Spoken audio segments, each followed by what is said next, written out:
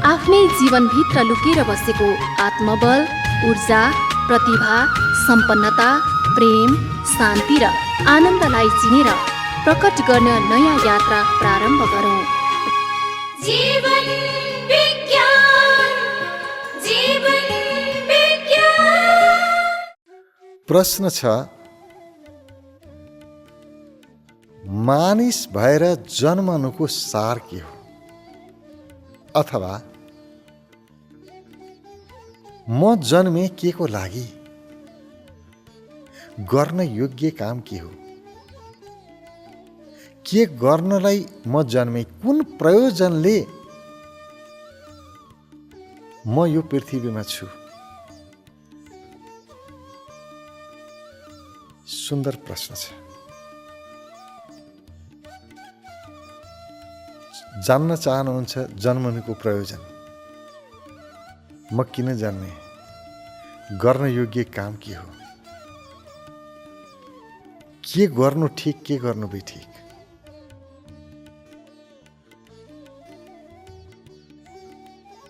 उत्तर एउटै हो। सबैभन्दा महत्त्वपूर्ण कुरालाई प्राप्त गर्नु। यो सृष्टिमा जे पनि सर्वाधिक महत्त्वपूर्ण छ, त्यो सबैभन्दा महत्त्वपूर्ण कुरालाई प्राप्त गर्नु मानिसको स्वभाव हो। जे पनि महत्त्वपूर्ण लाग्छ नि, मेरो भइदिए हुन्थ्यो भने जस्तो लाग्छ, मैले पाउन पाए हुन्थ्यो भने जस्तो लाग्छ। कुन व्यक्ति होला यो संसारमा जसले महत्त्वपूर्ण चिज देख्यो र त्यो मेरो नहोस्, जोसुकै होस्, के मतलब भनेर व्यवस्था गरेर हिँडोस्? होइन।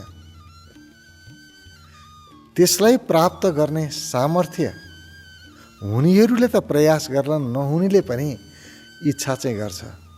के गर्नु, आफूसँग सामर्थ्य छैन, भइदिएको भए त त्यो चिज मैले पाउनु पाए हुन्थ्यो, क्षमता छैन, के गर्ने? इच्छा चाहिँ रहन्छ प्राप्त गरौँ भन्ने।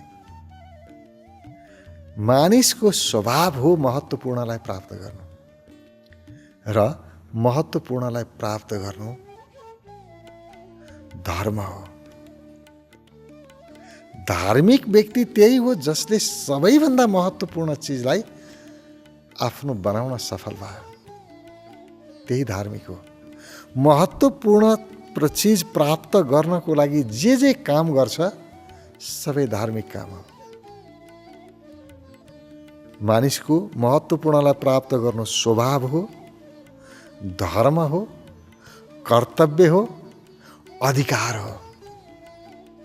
महत्त्वपूर्ण प्राप्त गर्ने हरेक व्यक्तिलाई अधिकार छ। यसलाई अधिकार छ, यसलाई छैन भन्ने हुँदैन। सबैलाई बराबर अधिकार छ महत्त्वपूर्णलाई प्राप्त गर्न। असली कुरा के हो भने त्यो महत्त्वपूर्ण के हो पत्ता लगाउनु, यो चाहिँ असली कुरा हो। कहीँ हामी गलत कुरालाई, कम महत्त्वपूर्णलाई त बढी महत्त्वपूर्ण भनेर समातेर बसेका छैनौँ। हिरा भनेर कतै ढुङ्गा समातेर बसेका त छैनौँ, झुकेका त छैनौँ। त्यतातिर चाहिँ सजग हुनुपर्छ। महत्त्वपूर्ण के हो खोजौँ है त। सबैभन्दा महत्त्वपूर्ण के हो त्यसलाई प्राप्त गर्ने दिशामा त पछि जाउँला, पहिला खोजौँ।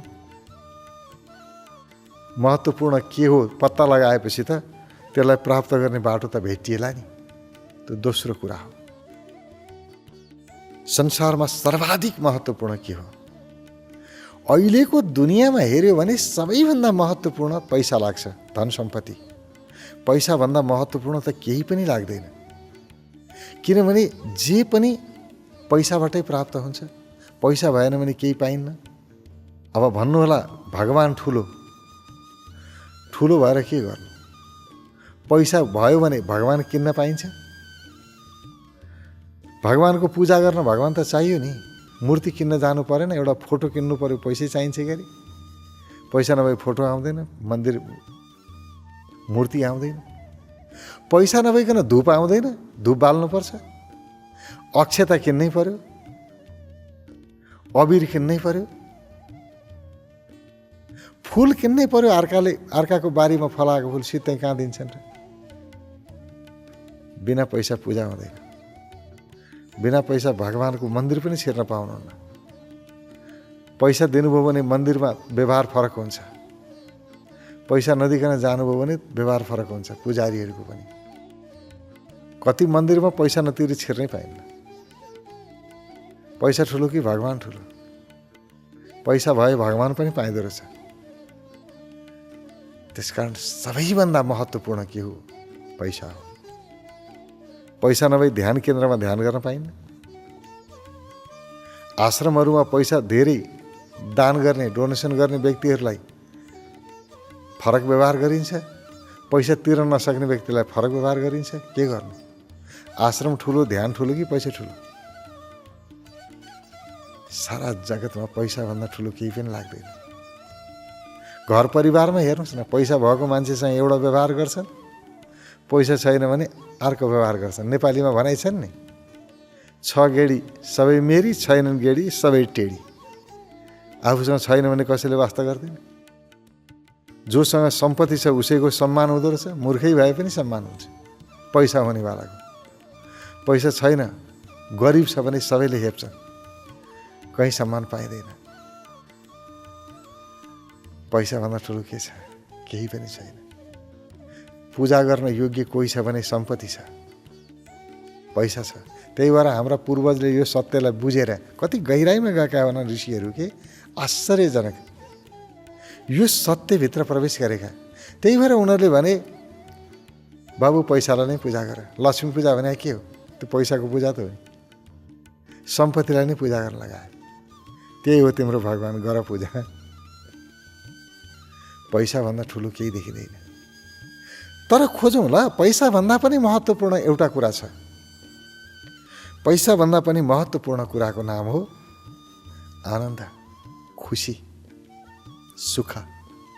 मान्छेले त्यति महत्त्वपूर्ण पैसा अलिकति आनन्द पाउनको लागि हर खर्च गर्छ।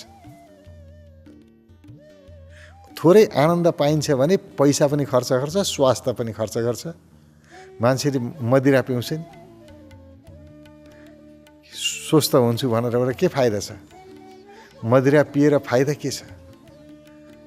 मात्रै आनन्द आउँछ। शरीर बिग्रिन्छ थाहा छ, बरु बिग्रे पनि बिग्रेछ, आनन्द आयो अलिकति आनन्द लिइहालौँ। आनन्दको लागि मान्छे जेसुकै पनि गुमाउन तयार हुँदो रहेछ। त्यति महत्त्वपूर्ण सम्पत्ति पनि हर खर्च गर्छ। सबै सम्पत्ति गुमाउन तयार हुन्छ व्यक्ति आनन्दको लागि। त्यसकारण पैसाभन्दा पनि महत्त्वपूर्ण रहेछ आनन्द। आनन्दभन्दा महत्त्वपूर्ण केही रहन्छ, किनभने आनन्दित बन्नको लागि, सुख पाउनको लागि मान्छेले महत्त्वपूर्ण सम्पत्ति खर्च गर्छ। त्यो सम्पत्ति कमाउनुको मजा, त्यही आनन्द पाइन्छ भनेर त हो नि। नत्र भने सम्पत्तिको के मूल्य थियो र? आनन्द दिन्छ भनेर मात्रै सम्पत्ति मूल्यवान भएको हो। त्यसकारण केन्द्रमा रहेछ आनन्द, सम्पत्ति होइन। सम्पत्ति के को लागि रहेछ? आनन्दको लागि रहेछ, सुखको लागि रहेछ, रमाइलोको लागि रहेछ। सुख, रमाइलो, आनन्द चाहिँ मूल रहेछ। त्यसैको लागि सम्पत्ति महत्त्वपूर्ण भएको रहेछ। यदि सम्पत्तिले सुख, आनन्द, रमाइलो दिँदैन थियो भने सम्पत्तिको मूल्य हुँदैन थियो। आनन्द मूल रहेछ। अब प्रश्न उठ्छ, त्यसो भए आनन्द अन्तिम हो त? आनन्दभन्दा महत्त्वपूर्ण अर्को छ कि छैन? सारा सृष्टि आनन्द खोज्न लागेको छ। आनन्दको पछाडि घुमिएको छ सारा जगत। स्वर्गमा आनन्द पाइन्छ कि? वैकुण्ठमा आनन्द पाइन्छ कि? भगवानको साथमा बस्न पाए आनन्द पाइन्छ कि? भट्टीमा गए आनन्द पाइन्छ कि? महिला पुरुष सम्बन्ध बनाउन पाए आनन्द पाउँछ कि? के हो आनन्दका क्षेत्र? तर मान्छेलाई चाहिएको छ आनन्द, चाहिएको छ खुसी, चाहिएको छ सुख। सारा जगत त्यही होमिएको छ। अब प्रश्न उठ्छ, यो आनन्द अन्तिम हो? होइन। आनन्द भन्दा पनि महत्त्वपूर्ण एउटा छ। जो महत्त्वपूर्ण छ त्यसलाई प्राप्त गर्नु मानिसको अधिकार हो, धर्म हो, कर्तव्य हो, स्वभाव हो। आनन्दभन्दा पनि माथि अर्को एउटा चिज छ, त्यो हो स्वयं व्यक्ति। आनन्द कसको लागि? मेरो लागि। म भएन आनन्द, म नभए आनन्द के गर्नु? म छु त्यसकारण स्वर्ग, मै छैन भने स्वर्ग के गर्नु? म छु त्यसकारण वैकुण्ठ, म नभए वैकुण्ठ के गर्नु? म छु त्यसकारण भगवान्, देवी देवता, मै छैन भने देवी देवता के, भगवान् के? मेरो हुनुभन्दा महत्त्वपूर्ण यो जगतमा अर्को केही छँदै छैन। सर्वाधिक महत्त्वपूर्ण मेरो हुनु। सत्यमा आउँ, वास्तविकतामा आउँ, यथार्थमा आउँ। कल्पनाको दुनियाँमा दौडेर केही फाइदा छैन। जे हो त्यो त हो। म छु त्यसकारण सबै छ, म नभए केही पनि छैन। सारा सबै कुरा मेरो लागि रहेछ के। आनन्द पनि मेरो लागि, सुख मेरो लागि, खुसी मेरो लागि, भगवान् मेरो लागि, स्वर्ग मेरो लागि, वैकुण्ठ मेरो लागि, देवी देवता मेरो लागि, सम्पत्ति मेरो लागि, मेरो खुसीको लागि। खुसी केन्द्रमा रहेछ र त्यो खुसी कसको लागि रहेछ? खुसी नै मेरो लागि रहेछ। म छु, सबै छ, म छैन, केही पनि छैन। अब प्रश्न आउँछ, त्यसो भए मलाई कसरी समाउने त? म त छु, मलाई त के प्राप्त गरौँ नि, म त यहाँ छँदैछु भन्ने लाग्ला। म भने के हो? अब गहिराइमा जाउँ। म भनेको के हो? सबैभन्दा पहिलो म भनेको स्वास्थ्य हो। स्वास्थ्य भएन म छु, स्वस्थ नभए म हुन्छु, बिरामी भएपछि त गइहाल्यो नि जीवन। स्वस्थ जीवन नै मेरो वास्तविक जीवन हो, हुनु हो। त्यसकारण कुनै पनि व्यक्ति जसले स्वस्थ रहनको लागि उपायहरू गर्छ, ती सम्पूर्ण उपायहरू धार्मिक कृत्य हुन् र स्वस्थ रहनको लागि जे पनि काम गर्छ त्यही व्यक्तिलाई धार्मिक व्यक्ति भनिन्छ, जसले स्वस्थ रहने अभ्यास गर्छ। स्वस्थ रहने अभ्यास गर्नु नै धर्म हो। त्यही भएर हाम्रा पूर्वजले के भने, बाबु बिहान उठेर नुहाइधुवाइ गर। बिहान उठ्यो, नुहाइधुवाइ गर्यो, योग गर्यो, प्राणायाम गर्यो, ध्यान गर्यो, तिमी स्वस्थ रहन्छौ। अनि ती सबै कुरालाई धर्ममा लगाएर हाल्थे। बिहान नुहाएर मात्रै खाना खाने मान्छे धार्मिक हुन्छ, जसले हात खुट्टा नधोइकन बाहिरबाट हिँडेर आएको के समात्यो, हात नधोइकन खाना खान्छ, त्यसलाई पाप लाग्छ। अब हेर्नुहोस् त, स्वस्थ हुने उपायलाई धर्मसँग लगेर जोड दिए। हाम्रा पूर्वज गजब वैज्ञानिक थिए। उनीहरूले जीवनमा खुब अनुसन्धान गरेका थिए मानव जीवनमाथि। त्यसकारण स्वस्थ रहने हर एक उपायहरू धार्मिक उपाय हो, धर्म हो। अब स्वस्थ रहन के गर्ने त? एकदमै सजिलो छ। दुईटा कुरा गरी पुग्छ। एउटा आहार, अर्को विहार। विहारको अर्थ व्यायाम, सक्रियता, शारीरिक सक्रियता। एउटा शरीरलाई चलायमान बनाऊ, दोस्रो खानपानमा शुद्धिकरण लिएर आऊ। किनभने खानपान बिगार्यो तिम्रो स्वास्थ्य बिग्रिन्छ। चुरोट खाने, रक्सी खाने अनि स्वास्थ्य खोज्ने पाइन्छ र? त्यही भएर हाम्रा पूर्वजले के भने, रक्सी खानु अधर्म, चुरोट खानु अधर्म। किनभने स्वास्थ्य बिगार्यो नि त। स्वास्थ्य बिगार्ने हरेक कुरा पाप हो। अधर्म भनेकै त्यही हो। स्वास्थ्य राम्रो बनाउने कुनै पनि काम गर्नु धर्म हो, त्यति नै धर्म हो। हाम्रा पूर्वजले हामीलाई यही सिकाए र सत्य यही हो, यथार्थ यही हो। जीवन छ भने सबै छ, नभए केही पनि छैन। आफ्नो जीवनलाई बनाउनु, बचाउनु, योभन्दा ठुलो धर्म के हुन सक्छ? स्वास्थ्य रहने, शारीरिक रूपमा तन्दुरुस्त रहने। जसरी हुन्छ आफू स्वस्थ रहौँ, शरीर स्वस्थ होस्, त्यस्तो उपाय गर्नु, त्यो धर्म हो। शरीरलाई बचाउनु भयो, तपाईँले महत्त्वपूर्णलाई बचाउनु भयो। तपाईँको लागि शरीरभन्दा महत्त्वपूर्ण यो संसारमा, यो जगतमा अर्को केही हुनै सक्दैन, असम्भव। तपाईँको शरीर छ, सबै छ, नभए केही पनि छैन। के को महत्त्वपूर्ण, के नमहत्त्वपूर्ण, केही बाँकी नै रहँदैन। शरीर गयो, सब सकियो। त्यसकारण शरीर सर्वाधिक महत्त्वपूर्ण हो। दोस्रो महत्त्वपूर्ण तपाईँको मन, भाव। मन, भावना, विचार, बुद्धिमत्ता, ज्ञान अर्को क्षेत्र। यसलाई स्वस्थ बनाउनुपर्छ। जस्तो कम्प्युटरको भाषामा बोल्ने हो भने नि स्वास्थ्य पूर्ण रूपमा जीवन भनेको के हो भन्दाखेरि पहिला हार्डवेयर, शरीर हार्डवेयर हो। शरीर भएन भने केही पनि हुँदैन। हार्डवेयर नभइकन केही हुन्छ? केही पनि हुँदैन। हार्डवेयरलाई ठिक बनाउनुपर्छ। हार्डवेयर बिग्रिनुहुन्न। कम्प्युटरको हार्डवेयर ठिक बनाउनु पर्यो कि परेन? तर हार्डवेयर मात्रै ठिक भएर हुँदैन, सफ्टवेयर ठिक चाहिन्छ। सफ्टवेयर भनेको के हो? हाम्रो मन, हाम्रो बुद्धि, हाम्रो विचार, हाम्रो भावना, यसको शुद्धिकरण गर्नुपर्छ। यसलाई सफा गर्ने जे जति पनि उपायहरू छन् धार्मिक उपाय हुन् ती सबै। आफ्नो मनलाई निर्मल बनाऊ, पवित्र बनाऊ। र यही मनलाई शुद्धिकरण गर्नको लागि हाम्रा पूर्वजहरूले भगवानको परिकल्पना गरे, देवी देवताको परिकल्पना गरे। एउटा भाव जगाउने, प्रेम जगाउने, भक्ति जगाउने। भक्ति भावले, प्रेम भावले हाम्रो मन निर्मल हुन्छ, मन शुद्ध हुन्छ। करुणा भाव, दया भाव, सम्मान भाव, आदर भाव, पूजा भाव, प्रार्थना भाव, यी सबैले व्यक्तिको मन पवित्र हुन्छ, निर्मल हुन्छ मन। त्यसकारण यी विधिहरू प्रयोग गरियो। त्यत्तिकै हचुवाको भरमा यी पूजा प्रार्थनाका विधि बनाइएका होइनन्। सफ्टवेयरलाई सफा गर्नको लागि, सफ्टवेयरको शुद्धिकरणको लागि विधि बनाइए।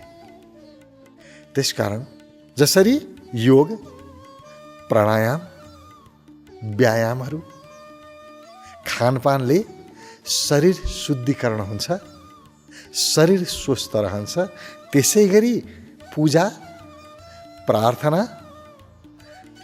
दया, करुणा, सेवा, सहयोग, सम्मान, यी गुणहरूले यसको प्रयोगबाट मन शुद्ध हुन्छ, भावना शुद्ध हुन्छ। या भावनामा, मनमा, सफ्टवेयरमा कुनै विकार बन्दैन। अब खानपानबाट हार्डवेयर पनि सफा भयो, सफ्टवेयर पनि सफा भयो। दुईटै कुरालाई हामीले सन्तुलनमा लिएर आयौँ। अब तेस्रो, अर्को महत्त्वपूर्ण, चेतना अथवा कम्प्युटरको भाषामा शरीर हार्डवेयर, मन सफ्टवेयर। हार्डवेयर र सफ्टवेयर मात्रै भएर हुन्छ? विद्युत चाहिएन? बिजुली भएन, विद्युत शक्ति भएन भने सफ्टवेयर चल्छ? हार्डवेयर चल्छ? के पनि दुईटैले कामै गर्दैन। न हार्डवेयरले न सफ्टवेयरले कामै गर्दैन। विद्युत त चाहियो। त्यो विद्युत शक्तिको नाम हो चेतना, आत्मा। मभित्र चेतना छ, त्यसकारण मनले काम गर्छ, भावनाले काम गर्छ, विचारले काम गर्छ, बुद्धिमत्ताले काम गर्छ। मसँग चेतना छ, मेरो शरीरले काम गर्छ। होइन भने कहिले पनि काम गर्दैन। त्यसकारण के गर्ने? अब विद्युत शक्ति यानी कि चैतन्य शक्ति आफ्नो चेतनालाई वृद्धि गर्ने, बढाउने अथवा शुद्धिकरण गर्ने, यही हो धर्म। धर्म भनेकै यति नै हो। शरीरको शुद्धिकरण, मनको शुद्धिकरण, चेतनाको शुद्धिकरण। यो तीनटा क्षेत्रमा जसले काम गर्यो त्यसैलाई आध्यात्मिक व्यक्ति भनियो। शरीर, मन, आत्मा तीनटैलाई समात्यो। विद्युत, सफ्टवेयर, हार्डवेयर तीनटैलाई समात्यो, साथमा लिएर गयो, तीनटैको शुद्धिकरण गर्यो। त्यो धार्मिक व्यक्ति त्यो तीनटैलाई शुद्धिकरण गर्नु हाम्रो अन्तिम लक्ष्य हो, कर्तव्य हो। यो तीनटै चिज जब शुद्धिकरण हुन्छ व्यक्तिले आफैले आफैलाई प्राप्त गर्छ। अहिले त मबाट मै धेरै टाढा छु। कति टाढा पुगिएछ मनका इच्छा रोज्दा रोज्दै। 2 लाइन सुनाइहालेँ मैले। कति टाढा पुगिएछ मनका इच्छा रोज्दा रोज्दै, आफैलाई गुमाएर आफ्ना लागि खोज्दा खोज्दै। आफै गुमिसक्यो, आफू सिद्धिन लाग्यो, थाहा छैन। आफ्नो लागि यो चाहियो र ऊ चाहियो, दौडै छौँ। आफूलाई प्राप्त गर्नु छ, आफ्नो लागि होइन, आफू प्राप्त गर्नु छ, मैले मलाई जान्नु छ, समग्रतामा आफूलाई चिन्नु छ, आत्मबोध, त्योभन्दा पनि गहिरो परमात्मा बोध, त्यसको अनुभूति गर्नु छ। त्यसको लागि हामीले गर्न सक्ने भनेको मात्रै 3टा कुरा, शरीर शुद्धिकरण, मन शुद्धिकरण, चेतना शुद्धिकरण। यति गर्न सकिन्छ। बाँकी त आफै हुन्छ। बाँकीको चिन्ता नगरौँ, प्रयास यही गरौँ। र सोध्नुहुन्छ मानव जन्म के को लागि? मानव जन्म यतिको लागि हो। मानव जन्म आफूलाई जान्नको लागि हो, किनभने पशुपन्छीले आफूलाई जान्ने क्षमता राख्दैनन्। मानिसले मात्रै आफूलाई जान्न सक्छ, आफ्नो चैतन्यताको अनुभूति गर्न सक्छ। शरीर मन हुँदै आफ्नो त्यो मूल केन्द्रमा प्रवेश गर्न सक्छ। त्यसलाई प्राप्त गर्नु, त्यसलाई जान्नु, आफूलाई जान्नु नै मानव हुनुको अन्तिम लक्ष्य हो, उद्देश्य हो। सर्वाधिक महत्त्वपूर्ण मेरो हुनुलाई प्राप्त गर्नु नै सबैभन्दा ठुलो लक्ष्य हो, मानव जीवनको उद्देश्य हो।